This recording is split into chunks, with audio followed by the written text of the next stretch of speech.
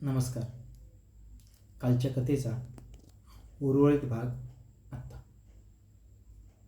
मी तिच्याकडे पाहिले. ती रडत होती.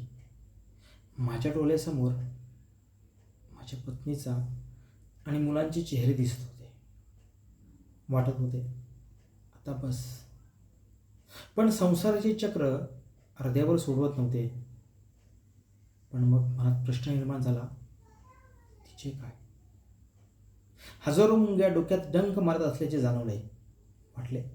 वाटले कुणीतरी जिवलग मित्राला फोन लावून सगळे सांगावे आणि आणि उद्याच्या उद्याच तिच्यासोबत पुन्हा ते दिवस अनुभवावे. पण प्रत्येकाचा स्टेटस. मग तीच म्हणाली, बघ जरा मोबाईल. घरचे आणि ऑफिसचे किती कॉल आलेत. मग मोबाईलकडे तिरकी नजर टाकली. खरंच कोथिंबिरीच्या जोडीपासून ते बॉसच्या उद्याच्या अर्जंट मीटिंगपर्यंतचे अनेक मेसेज पाहिले. ती मिस्किलपणे हसत माझ्याकडे पाहून म्हणाली, विसर मला. तिने माझ्याकडे पाहिले आणि म्हणाली, मी तुझ्यावर नाही रागवले.